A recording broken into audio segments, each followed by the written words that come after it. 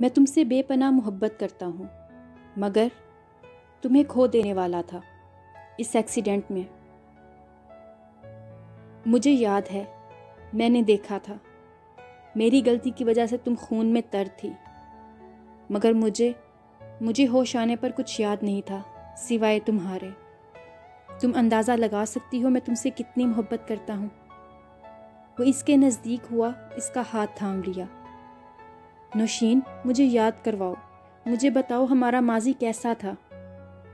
مجھے بہت پرانی ماضی کی باتیں نہیں یاد، میں سوچ سوچ کر پاگل ہو جاتا ہوں۔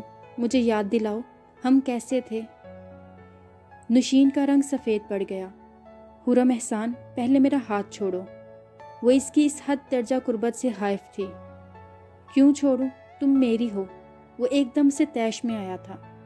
نوشین نے جھٹکے سے چہرے کا رخ موڑا۔ عجیب سی مہک آ رہی تھی خرم کی سانسوں سے۔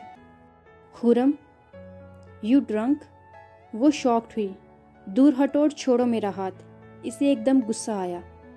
تم میری ہو نوشین، تم مجھ سے اس لہجے میں بات کیوں کر رہی ہو؟ وہ چیخا تھا۔ غصے سے اس کی آواز پھٹ سی گئی۔ خرم، یہ بدتمیزی ہے، وہ چیخی۔ اسی لمحے کسی نے خرم احسان کو کندھے سے کھینچ کر اٹھایا تھا اور زوردار تھپڑ اس کے چہرے پر دے مارا تھا۔ نوشین نے سہم کر دیکھا، وہ امیر حماد تھے، شلوار قمیض میں ملبوس، کندھوں پر چادر ڈالے، شہزادوں کے سے نقوش اور ہلکی سی شیو کے ساتھ، نظر لگ جانے کی حد تک حسین۔ خرم خڑبڑا کر جیسے نیند سے جاگا۔ حماد بھا، حویلی کی روایات کی حدود کب سے توڑنے لگے خرم احسان؟ امیر حماد کا لہجہ سرد تھا اور آنکھوں میں عجیب سی چبھن اور طیش تھا۔ وہ شرمندگی سے سر جھکا گیا، اور یہ سرخ آنکھیں، لڑکھڑاتے قدم، ڈگمگاتا ایمان لیے آئندہ حویلی میں کبھی داخل نہ ہونا۔ انہوں نے لب بینچے۔ سوری بھا، میں ہوش میں نہیں۔ خرم احسان، امیر حماد نے اس کی بات کاٹی۔ رات بہت ہو گئی، سب کو سو جانا چاہیے۔ خرم احسان خاموشی سے چلا گیا، جبکہ نوشین، وہ دیکھ سکتی تھی، غصے سے بینچی امیر حماد کی مٹھیاں اور ماتھے پر ابھرتی رگ۔ انہوں نے اسے کلائی سے تھاما اور وہ سہمی سی ان کے پیچھے چل دی۔ اس کے کمرے کے سامنے لا کر ہاتھ چھوڑا تو سخت گرفت کی وجہ سے نازک چوڑیاں ٹوٹ کر بکھرتی چلی گئیں۔ وہ امیر حماد کے چہرے کو دیکھتی گئی، عجیب بے خودی سے، وہ رفتگی سے۔ وہ پلٹ گئے۔ امیر حماد، اس نے آہستگی سے پکارا، کچھ کہیں گے نہیں؟ جانے وہ کیا سننا چاہ رہی تھی۔ وہ رکے، پلٹے اور خاموشی سے اسے دیکھتے رہے۔ تم میری ذمہ داری ہو، اور اس حویلی میں تمہارے ساتھ کبھی کچھ برا نہیں ہوگا۔ مدھم اور جادوئی سا ان کا لہجہ۔ وہ خاموشی سے مڑ گئی اور دروازہ بند کر دیا۔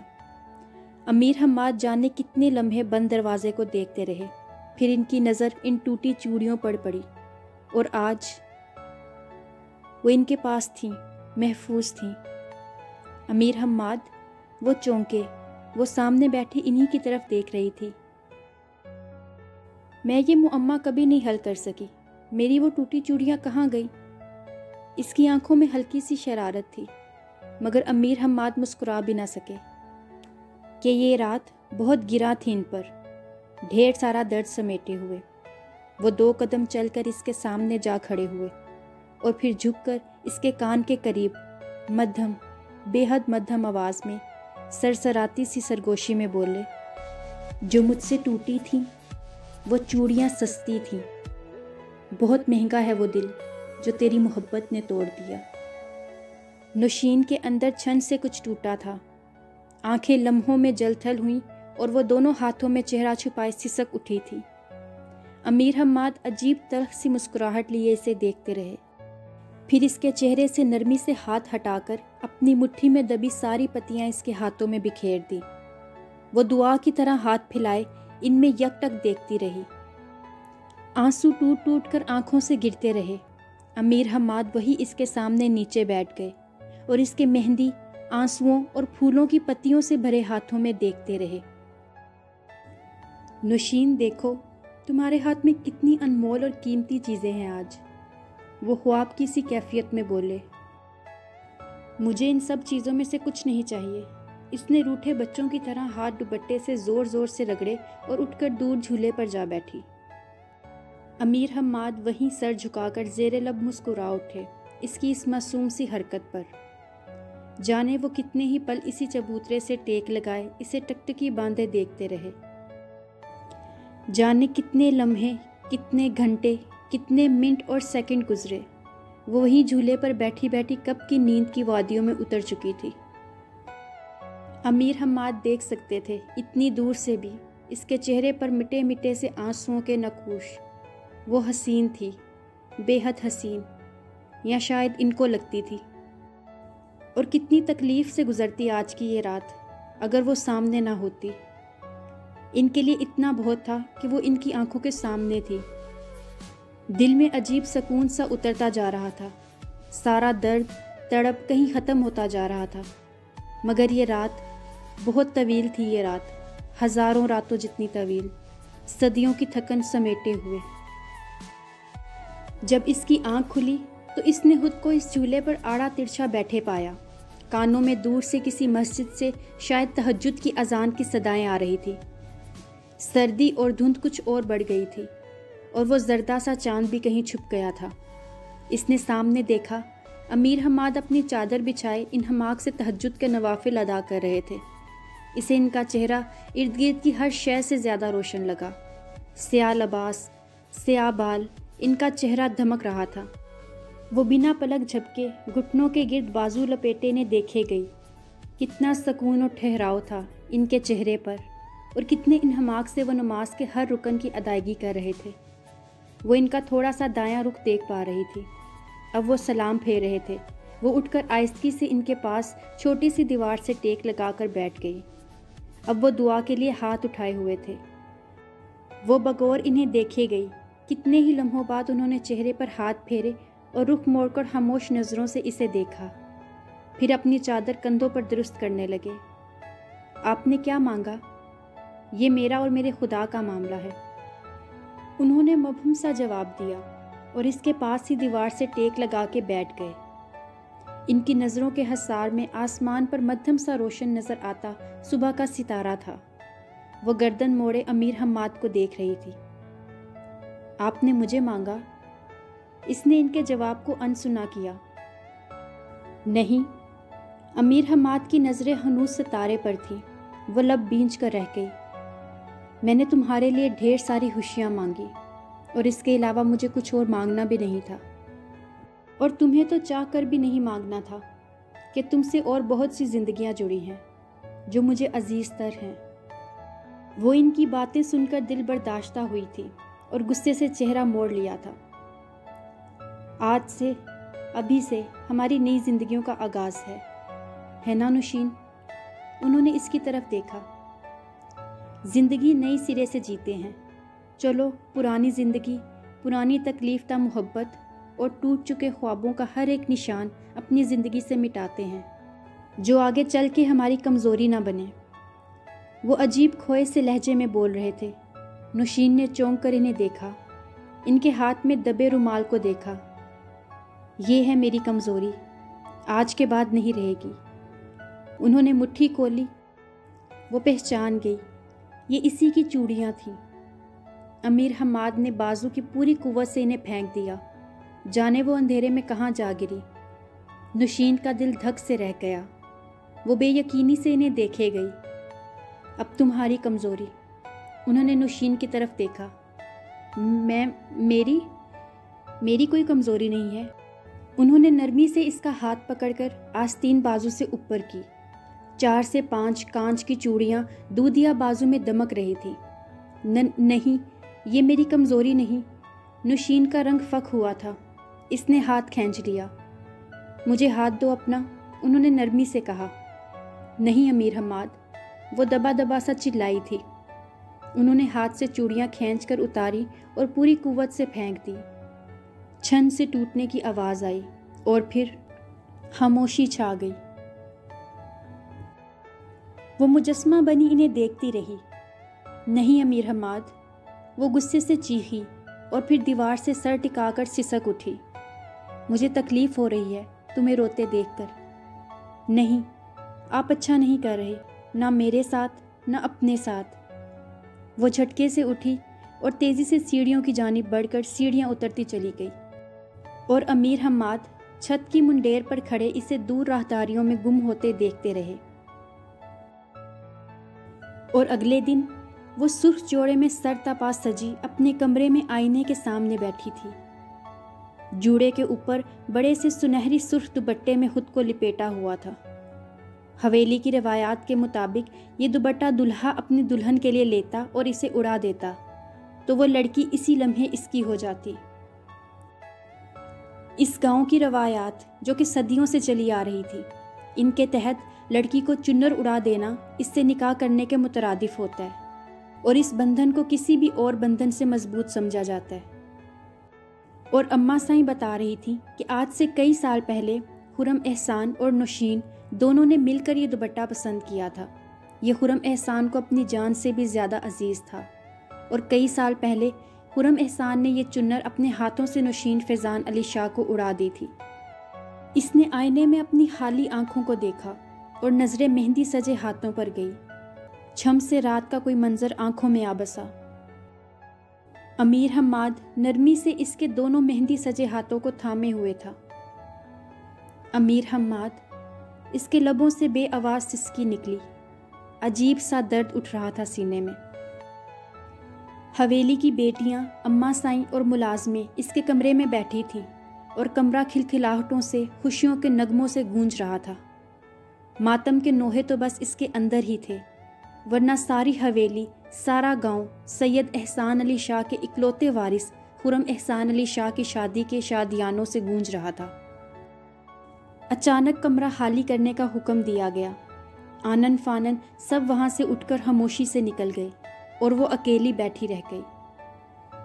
چند ساتوں کے بعد وہی جانی پہچانی سی، مدھم سی، میٹھی سی، اپنی اپنی سی دستک کی آواز سنائی دی۔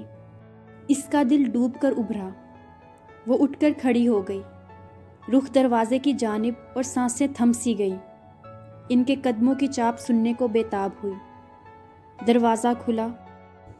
بابا سائیں اپنے تمام تر روب و دبدبے کے ساتھ کمرے میں داخل ہوئے۔ اس نے نظریں احتراماً جھکا لیں۔ بابا سائیں اس کی طرف بڑھے، ان کے ساتھ وہ بھی اندر داخل ہوئے۔ وہ جن کے قدموں کی چاپ کی ہر آواز کے ساتھ اس کا دل دھڑک رہا تھا، اس کی نظریں بابا سائیں کے ساتھ کھڑے امیر حماد کے قدموں میں گڑی تھی۔ کالی پشاوری چپل میں مقیم پاؤں۔ بابا سائیں اس کے سر پر ہاتھ رکھے اسے دعائیں دیتے ہوئے جانے کیا کہہ رہے تھے۔ شاید اس احسان کا شکریہ ادا کر رہے تھے جو اس نے ان کے بیٹے پر کیا تھا۔ وہ انہیں نہیں سن رہی تھی، وہ صرف بابا سائیں کے پاس کھڑے کالی پشاوری چپل میں مقیم پاؤں دیکھ رہی تھی۔ بابا سائیں نے اس کے ہاتھوں میں کچھ تھمایا تھا، شاید کوئی تحفہ۔ اس نے ایک نظر بھی اس تحفے پہ نہیں ڈالی، نظریں تو ان قدموں پر ہی گڑی تھی۔ بابا سائیں نے اس کے سر پر بوسہ دیا اور باہر کی جانب چل دیے۔ وہ ابھی بھی ان پیروں کو ہی دیکھ رہی تھی۔ دروازے کے بند ہونے کی آواز سے اس کا انہماک ٹوٹا۔ وہ کسی سحر میں جکڑی تھی جو اب ختم ہوا تھا۔ اس کی نظریں کلف لگے سوٹ پر سے ہوتی ہوئی، کالی چادر اوڑھے کندھوں سے ہوتی ہوئی ان کے چہرے پر جا ٹکی۔ یہ رات والے امیر حماد کا چہرہ نہیں تھا۔ اتنی سرد مہری، اتنی سختی اور اتنی اجنبیت اس نے پہلے کبھی ان کے چہرے پر نہ دیکھی تھی۔ وہ پھر سے اپنے ہول میں بند ہو چکے تھے۔ اس کی آنکھیں لمحوں میں جل تھل ہوئی۔ وہ بے انتہا بے بسی سے نظروں میں ڈھیروں شکوے اور التجائیں لیے ان کو دیکھ رہی تھی۔ انہوں نے گھڑی بھر کو اس کی آنکھوں میں دیکھا اور اس کے سر پر ہاتھ رکھ دیا۔